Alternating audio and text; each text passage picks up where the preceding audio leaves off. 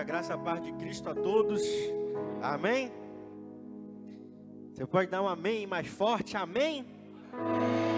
Aleluia, quem está gostando desse culto da saudade?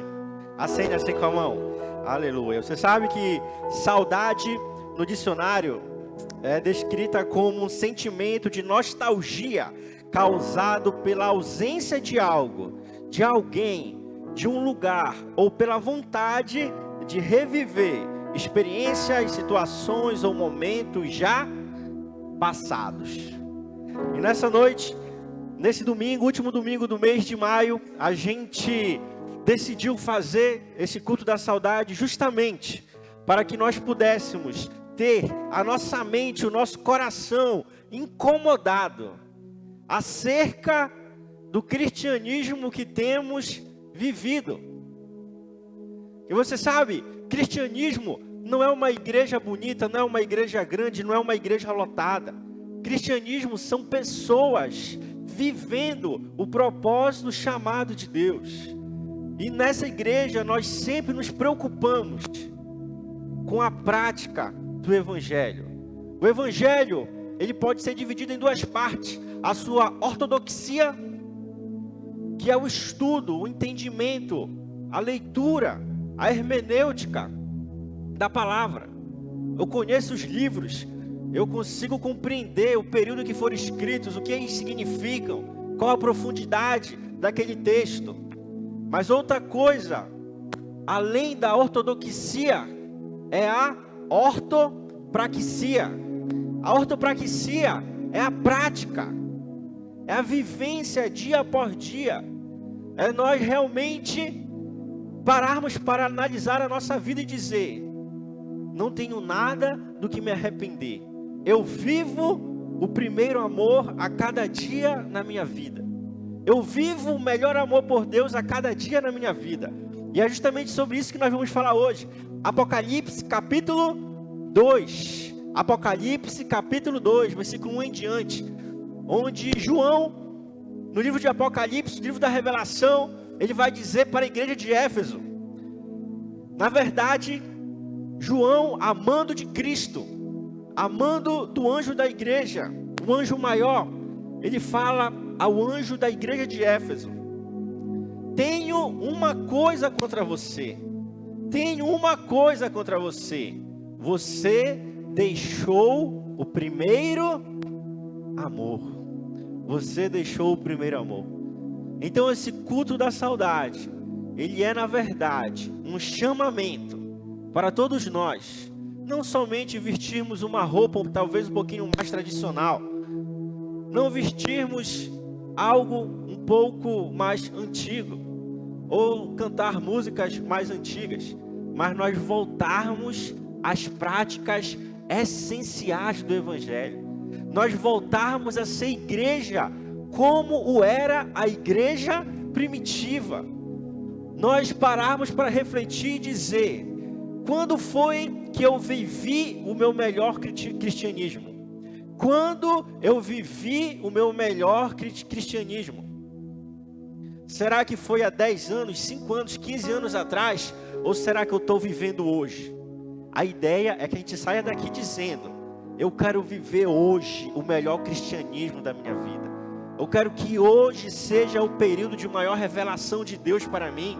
Eu quero que hoje seja o período que eu oro mais, intercedo mais, leio mais a palavra, vivo mais em santidade, vivo mais em obediência, vivo verdadeiramente a obra, a fé em Deus aqui nesta terra. Então esse é o grande intuito desse culto. Amém? Eu acho que o amém diminuiu um pouco. Amém? Aleluia. Vamos sair daqui em nome de Jesus, reavivados, reanimados, fortalecidos pelo Espírito Santo para vivermos o melhor dele na nossa vida. Queria só pedir perdão a você aí em casa. Nós tivemos um pequeno problema na nossa internet. Caiu o nosso sinal, no culto não está sendo transmitido, mas nós vamos postar posteriormente a palavra para que você possa participar desse momento conosco, tá bom? Mas em nome de Jesus, no próximo mês, no mês de junho, a gente fará um novo culto e esperamos que tudo possa sair nos conformes no outro culto da saudade e você possa ir da sua casa participar conosco, tá bom? Deus abençoe a sua vida poderosamente. Se você não puder estar presencialmente conosco, faremos o possível para ir da sua casa. Você está em espírito junto conosco, servindo, adorando ao nosso Deus. Amém? Abra sua Bíblia então, Apocalipse capítulo 2. Apocalipse capítulo 2, versículo 1 em diante.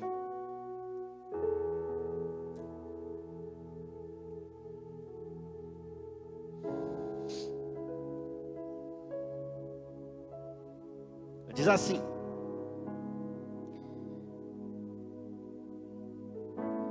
escreva esta carta ao anjo da igreja em Éfeso.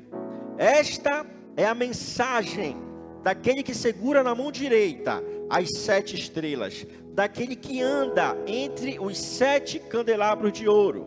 E ele diz: sei de tudo que você faz, vi seu trabalho árduo e sua perseverança, e sei que você não tolera os perversos. Examinou as pretensões dos que se dizem apóstolos, mas não o são, e descobriu que são mentirosos.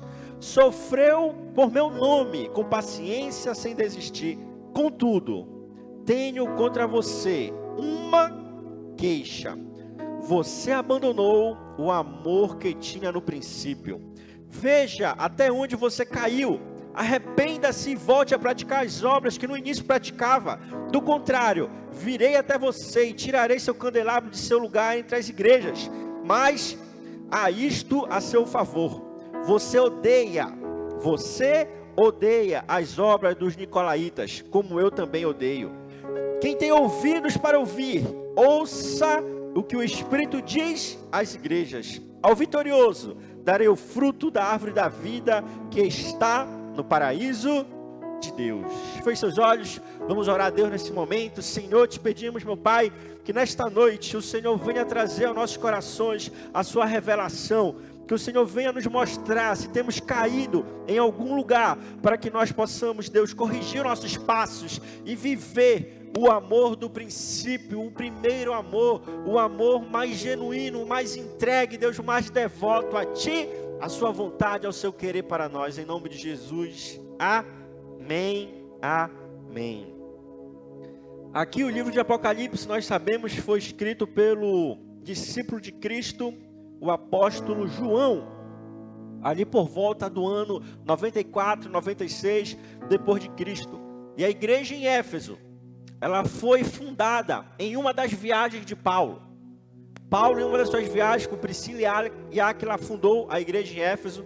Depois que ele saiu de Éfeso, ele foi para Jerusalém, onde pouco tempo depois ele foi preso. Ainda preso, foi levado para Cesareia, depois a Roma, e ali de Roma, ele escreve a carta para a igreja de Éfeso. A carta para a igreja de Éfeso, ou seja, o livro de Efésios. E esta carta, ele ressalta sobre o corpo de Cristo, a unidade do corpo, a unidade da igreja. Ele também ressalta o amor que a igreja deve ter. Ressalta o amor do homem pela mulher, da mulher pelo homem, e ressalta o amor que a igreja deve ter. Quando Paulo sai da prisão, ele deixa Timóteo, o seu discípulo, seu filho na fé, como pastor lá na igreja em Éfeso. E quando Timóteo sai da igreja em Éfeso, ele deixa então João, o discípulo, como pastor daquela igreja. E é provavelmente ali, pastoreando Éfeso, que João, ele escreve as suas 3 cartas, as suas 3 epístolas, onde João, ele é conhecido como o discípulo do amor. O discípulo do amor. Você vai ver os maiores conceitos sobre o amor nas cartas de João, nos 3 livros dele, 1º, 2º e 3º João, pertinho ali do final da Bíblia, pertinho de Apocalipse.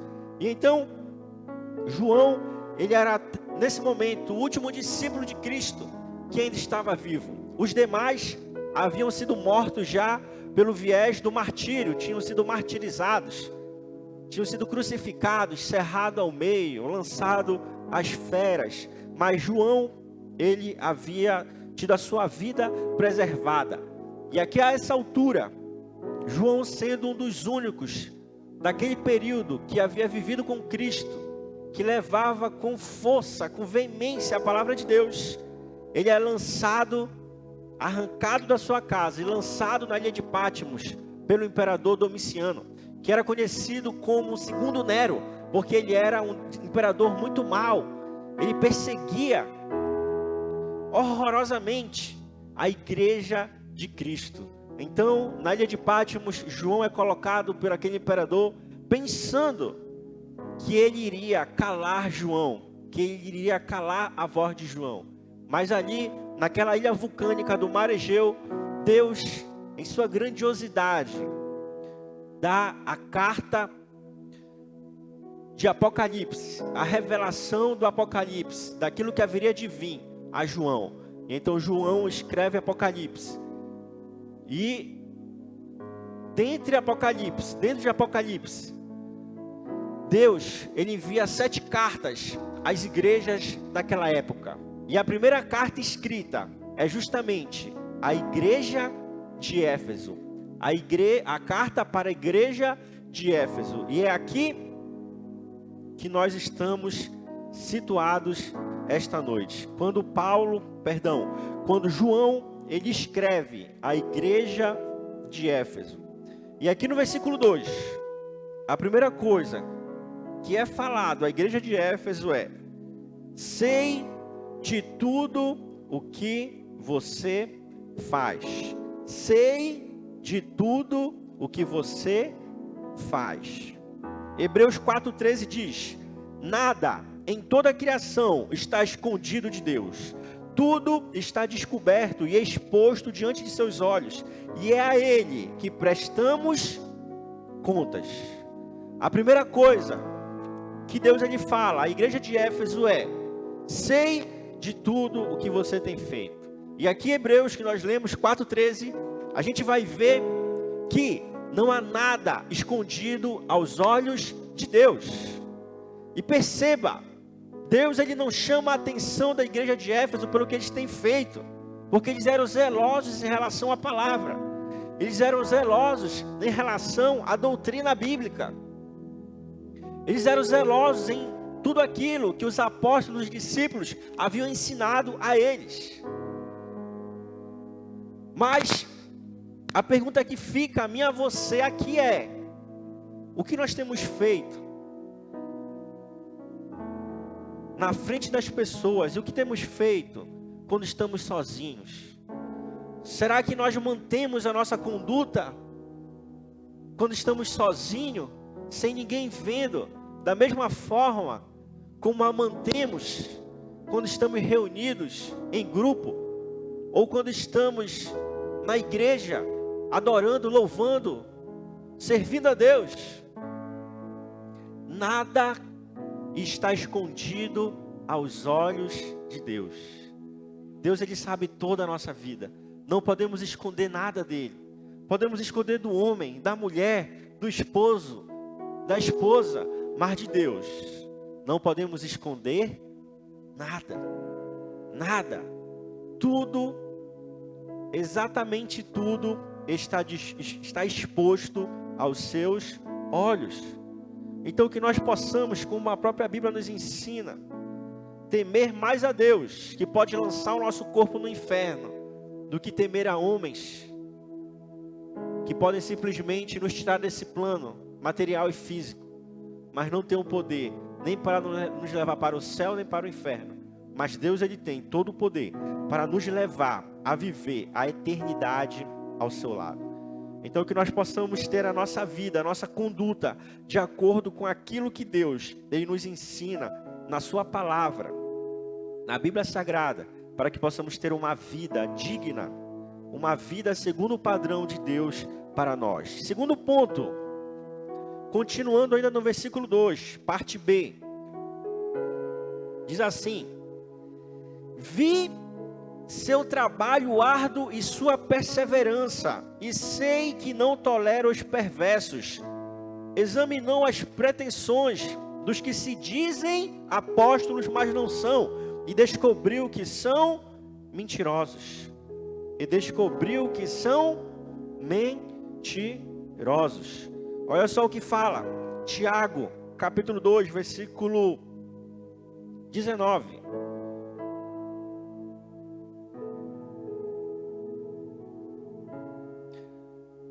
Segundo Coríntios, na verdade, 2 Coríntios, capítulo 11, versículo 3 e 4. E versículos 13, 14 e 15. Paulo, ele fala sobre os falsos profetas. Diz assim: no entanto, temo que sua devoção pura e completa a Cristo seja corrompida de algum modo, como Eva foi enganada pela astúcia da serpente.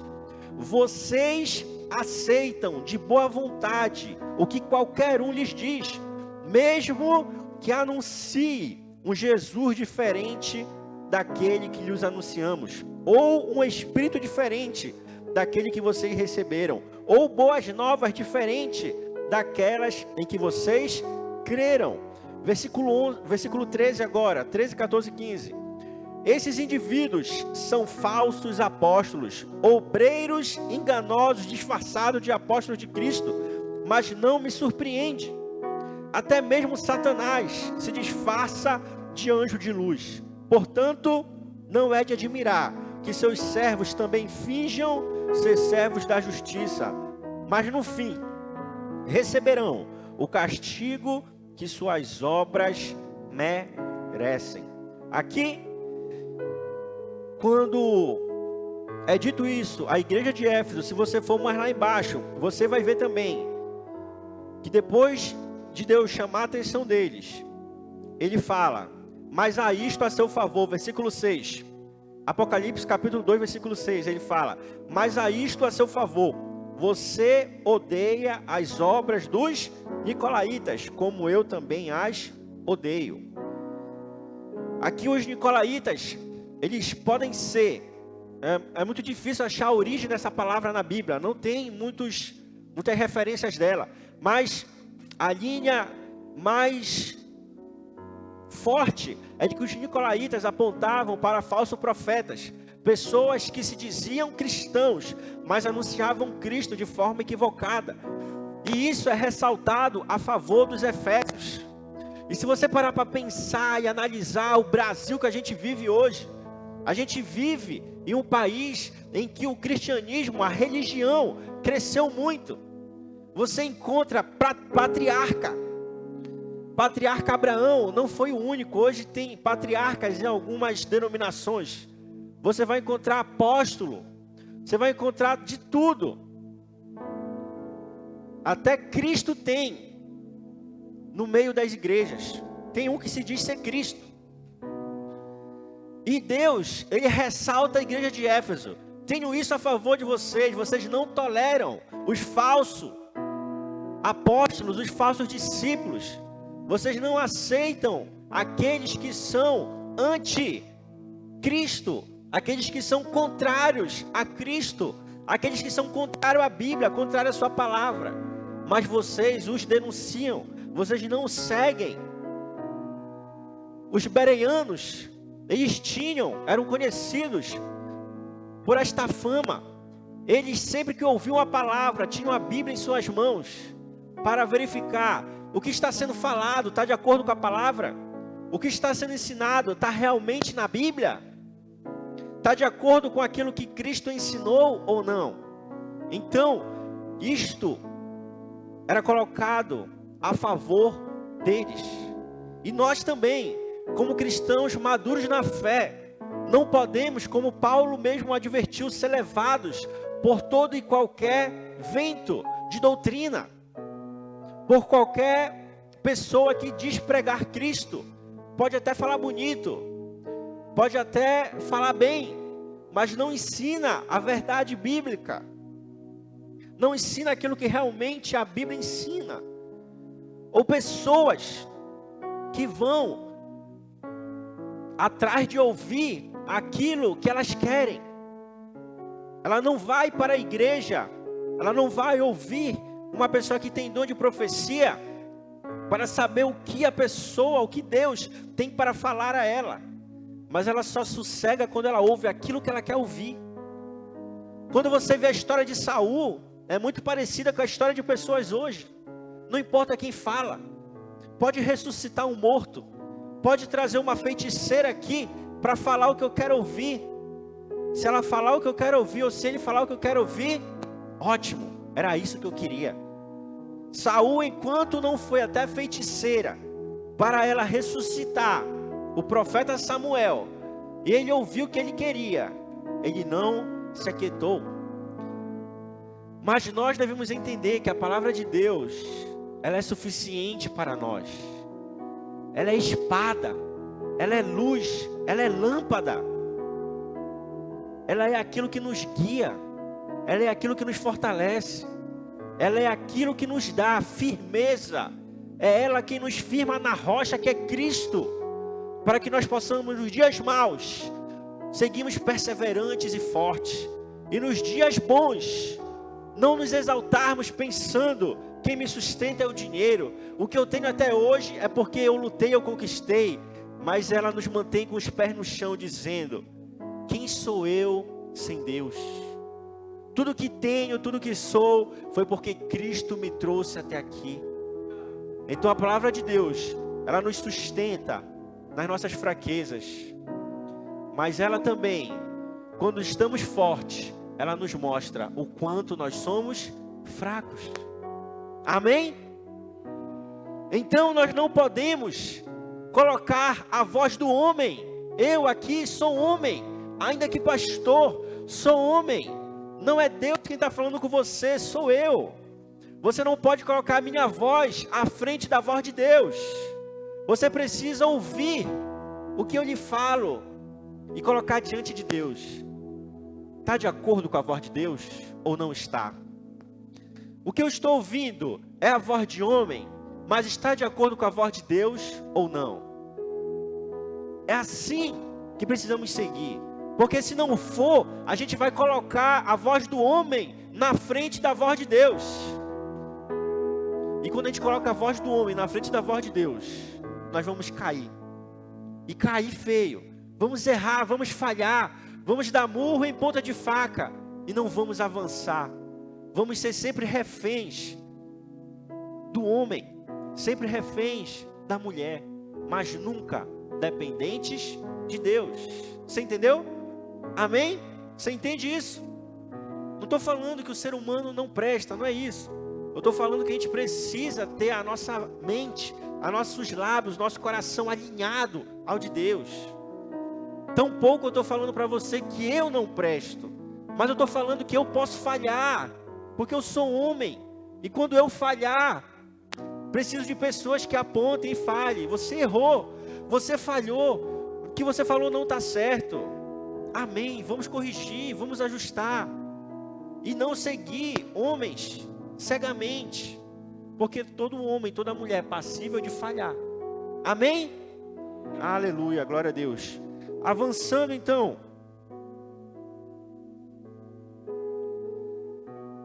versículo 3, Deus fala: você sofreu por meu nome com paciência e sem desistir. Você sofreu por meu nome com paciência, sem desistir. Mateus 16, 24 e 26 fala: então Jesus disse a seus discípulos: se alguém quer ser meu seguidor, negue a si mesmo, tome a sua cruz e siga-me. Se tentar se apegar à sua vida, a perderá, mas se abrir mão da sua vida por minha causa, a encontrará. Que vantagem há em ganhar o mundo inteiro, mas perder a sua vida? E o que daria o homem em troca da sua vida? Então aqui a gente vai ver Deus falando para a igreja de Éfeso: vocês têm sofrido, vocês têm pagado o preço que é necessário ser pago para continuar seguindo a Jesus. Por isso que Cristo fala que a porta é estreita. A porta é estreita. Nós estamos aqui na porta. A porta nós estamos vivendo aqui. A porta não é quando aceita a Cristo. A porta é quando você segue a Cristo. Essa é a porta, é estreita. Não tem jeito. Você precisa dizer não ao pecado, precisa dizer não às coisas que não agradam a Deus. Muitas vezes precisa pagar um preço alto de perseverança, de amor ao próximo. Pagar um preço em oração, em intercessão, para que Deus possa agir, para que Deus ele possa fazer o seu propósito se cumprir na nossa vida. Às vezes precisamos abrir mão de coisas, abrir mão de situações, amizades, relacionamentos. Aqui eu falo namoro e noivado, para que nós possamos seguir a vontade de Deus. Abrir mão de um emprego, ou ser perseguido no emprego, porque somos cristãos, ou no meio da nossa família, somos apedrejados, somos sempre colocados a xeque, para ver se realmente nós servimos a Deus, somos testados dia por dia. Esse é o preço, essa é a cruz que precisamos carregar para seguir a Deus. E aqui Deus fala à igreja de Éfeso, vocês fazem isso. E ele fala também que eles pagam o preço para fazer a obra de Deus. Eles pagam o preço para que eles não sejam somente teóricos, ortodoxos, mas eles também sejam práticos. Ortopraxia, servindo a Deus. Olha o que fala Tiago. Tiago capítulo 2, versículo 19 ao 24. Você diz crer que há um único Deus. Muito bem, até os demônios creem nisso e tremem de medo. Quanta insensatez! Vocês não entendem que a fé sem as obras é inútil? Vou repetir, você pode acompanhar aqui na tela. Vocês não entendem que a fé sem as obras é inútil? Não lembram que nosso antepassado Abraão foi declarado justo por suas ações quando ofereceu seu filho Isaque sobre o altar? Como veem, sua fé e suas ações atuaram juntas, e assim as ações tornaram a fé completa. E aconteceu exatamente como as Escrituras dizem: Abraão creu em Deus, e assim foi considerado justo. Ele até foi chamado amigo de Deus. Vejam que somos declarados justos pelo que fazemos, e não apenas pela fé. Então Deus ele ressalta aqui a igreja de Éfeso: vocês têm fé, mas vocês também têm obras. E é isso que Deus requer de nós também. Semana passada, domingo passado, falamos sobre a vida de Enoque. Andar com Deus. Andar com Deus. E é a mesma ideia de fé e obras. A fé, ela é completa pelas obras. Se cremos em Deus, devemos seguir a sua palavra, obedecer a sua palavra, cumprir a sua palavra. Ser verdadeiro cristão, ganhar pessoas, cumprir a grande comissão, falar do amor de Cristo, anunciar as boas novas, declarar o amor de Deus, ganhar pessoas para Cristo, cumprir o ide fazer discípulos, batizando-os, ensinando-os, em nome do Pai, do Filho e do Espírito Santo. O nosso principal ide é esse. Não só dos de fora, mas dos de dentro. Ganhar a nossa esposa, o nosso marido, nossos filhos para Deus. E ganhar também os demais para Cristo, cumprir o ide. Então fé, ela precisa sim vir acompanhada de obras. Porque são pelas obras que nós vamos ver o tamanho da nossa fé. Fé não é algo teórico. Fé é algo que se aglutina com a obra, amalgamado.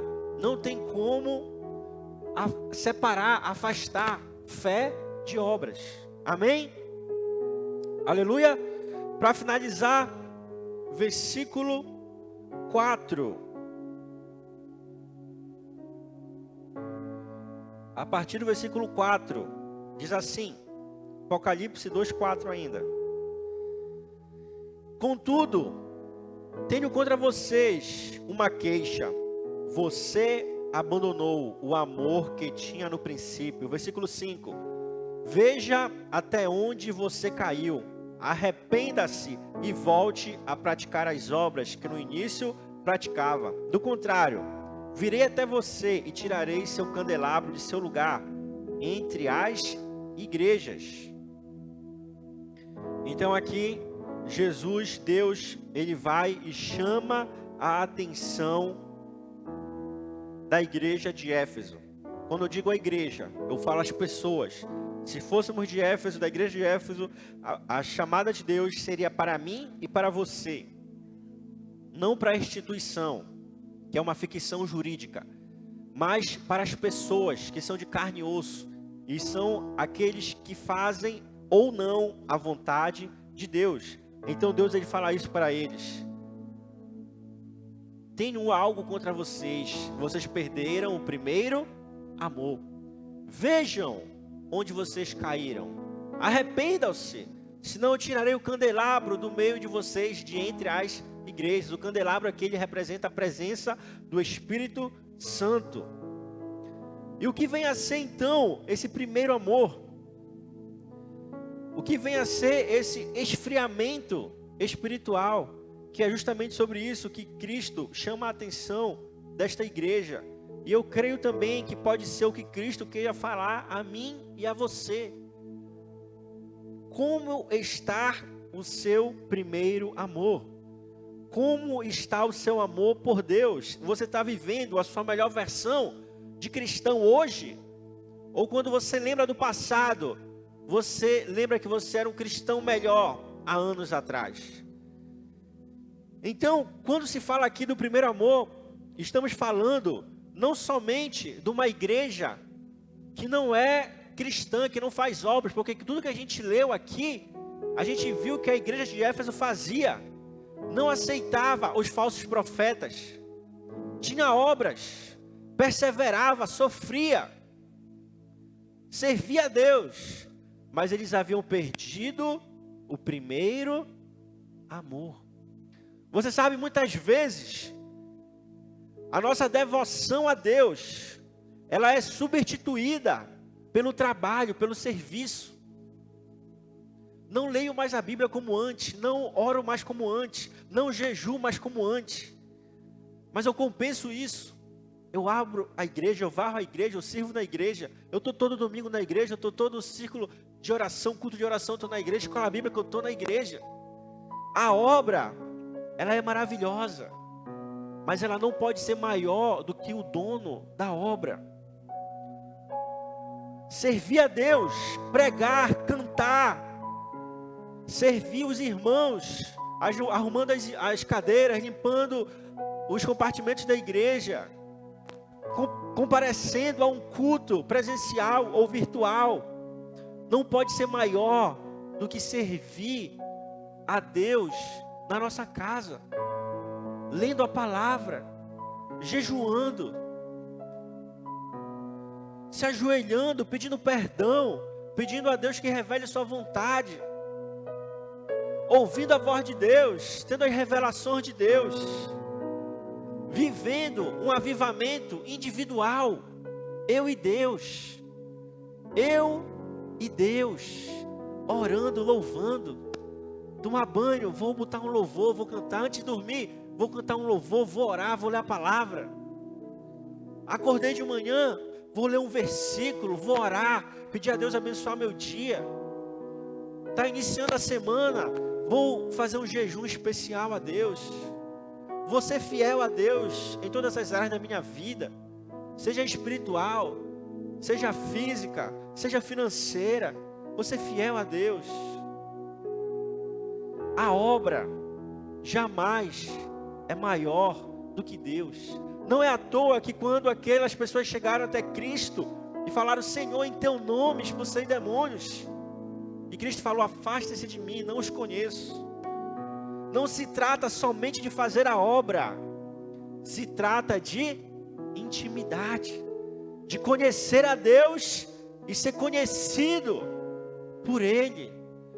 De falar: Senhor, essa semana eu fui fraco, essa semana eu errei, essa semana eu falhei. Me perdoe, me fortaleça, faça-me fazer a sua vontade, renove as minhas vestes, dê-me vestes novas, vestes alvas. As vestes representam, na Bíblia, a nossa santidade. Vestes alvas são vestes de santidade. Então, a intimidade, falar de primeiro amor é falar de intimidade. Então, não podemos trocar o primeiro amor por viver uma vida no piloto automático, por viver uma rotina religiosa, mas não viver o verdadeiro cristianismo. E Deus, Ele fala a esta igreja: olhe para trás, veja onde você caiu, veja onde caíste, e arrepende-se. Não pratique mais as mesmas obras, arrepende-se, mude o caminho, mude a jornada, mude suas atitudes, tome uma decisão e volte a praticar as obras da forma como você praticava antes, colocando Deus em primeiro lugar. Por que você vem à igreja?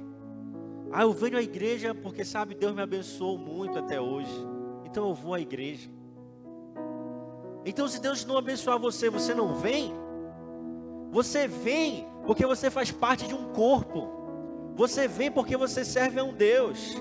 Você vem porque na carta de Hebreus, a Bíblia nos ensina que devemos congregar.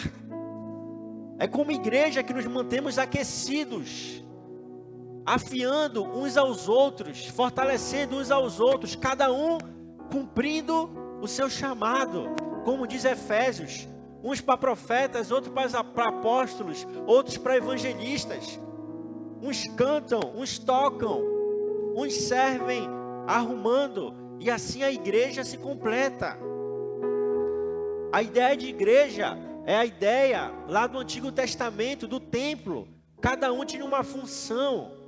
Um cuidava das ofertas, um cuidava dos sacrifícios, um cuidava da palavra, um cuidava das cortinas, um cuidava de limpeza, um cuidava dos instrumentos, um cuidava de tocar.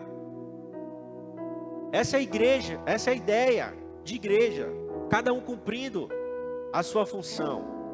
A ideia de igreja não era vir sentar e ouvir uma palavra, ou vir sentar e ouvir um louvor. Não tem essa ideia na Bíblia. A ideia é cada um cumprindo o seu papel, cada um cumprindo o dom que Deus lhe deu. E assim a igreja se constitui de forma plena. Então, servir a Deus no primeiro amor é nós nos entregarmos ao máximo a Ele. Lembra de quando nos entregamos a Deus, aceitamos Ele como nosso Salvador? A gente parece pessoas loucas. Quero pregar, quero ganhar pessoas. Eu lembro que a gente ia para os ônibus, tocava nos ônibus, entregava folheto e evangelizava. Eu lembro que nas minhas primeiras células, eu saía antes da célula, nos quarteirões ao redor da célula, convidando as pessoas. E as pessoas iam para a célula. No meu trabalho, convidava as pessoas para conhecer a Cristo. Confiava em Cristo de forma ilimitada. Tudo era possível para Ele. E como é que está a nossa vida hoje? Hoje, como é que está a nossa vida? Lembra aí de quando foi o dia, o período que você foi mais entregue a Deus. Lembre, e como é que está a sua vida? Como é que está a minha vida hoje? Será que ainda servimos a Deus com a mesma intensidade, com o mesmo gás, com a mesma entrega? Ou não, perdemos aquele primeiro amor? A nossa vida se tornou um cristianismo religioso. Estou precisando de oração. Essa semana eu vou à igreja. Essa semana está difícil, eu vou orar lá, Deus vai me fortalecer. Essa semana está puxada, esse mês vai ser um mês difícil. Vou louvar a Deus, vou servir a Deus. Isso é perder o primeiro amor. É viver um cristianismo frio, raso, sem entrega, sem carregamento de cruz. Mas é um cristianismo farisaico. Talvez você não peque, não faça bobagens, mas também não se entrega a Deus. É como viver em cima do muro. Então que nós possamos nesta noite olhar para a nossa vida e identificar o período que fomos mais dedicados, consagrados, santificados, entregue a Deus e dizer: eu quero viver isso hoje. Eu quero viver isso hoje. Eu quero viver isso agora. Não importa se eu tive maus líderes, não importa se eu me decepcionei com pessoas, não importa se eu me decepcionei com lideranças, não importa se eu me decepcionei com quem deveria ser o meu exemplo, não importa se eu tive desilusões. Talvez eu dei ouvido à voz do homem, mas não dei ouvidos à voz de Deus e me decepcionei. Mas hoje eu quero analisar onde eu caí e eu quero voltar ao primeiro amor. Eu quero viver avivado, eu quero viver entregue, eu quero viver uma vida perseverante em santidade, em obediência. Eu quero viver uma vida onde eu leio a palavra de Deus, busco entendê-la, onde eu oro diariamente, onde eu jejuo habitualmente, onde eu ouço a voz de Deus, onde eu sinto, orando às vezes no meu carro, Deus me renovar. Onde do nada Deus vem até mim e me faz falar em línguas, me faz sentir a sua presença, me faz ser renovado. Isso é viver o primeiro amor. Queria que você ficasse de pé. Vamos louvar a Deus, vamos orar a Deus. A gente já vai estar encerrando. Mas essa noite de culto da saudade é uma noite de renovação de Deus para nossas vidas. É uma noite de nós olharmos para nós, fazer uma introspectiva e dizer: Senhor, eu tenho caído aqui, eu errei aqui, eu falhei ali, mas hoje, Deus, eu quero ser renovado por Ti. Hoje eu quero viver o primeiro amor por Ti. Hoje eu quero ter a minha vida totalmente entregue a Ti, Senhor. Eu não quero viver um cristianismo de religiosidade, um cristianismo raso, um cristianismo fictício, onde eu me digo ser cristão, mas não vivo como um cristão. Onde eu vou para a igreja, ouço uma palavra, louvo, adoro, oferto, até dizimo, mas a minha vida não reflete a Tua palavra. Essa é uma noite de dizermos a Deus: Senhor, faz em mim o Teu querer. Senhor, diga ao fraco: eu sou forte. Senhor, quebra o vaso e faz de novo. Senhor, faz de mim a Tua imagem e semelhança. Senhor, aviva-me, restaura-me, fortaleça-me. Porque aquele que tem ouvidos, ouça a palavra de Deus. E a palavra de Deus diz: renove-se. Viva o avivamento. Viva como verdadeiro cristão. Viva o primeiro amor. Viva o primeiro amor. Feche seus olhos, põe a mão no seu coração.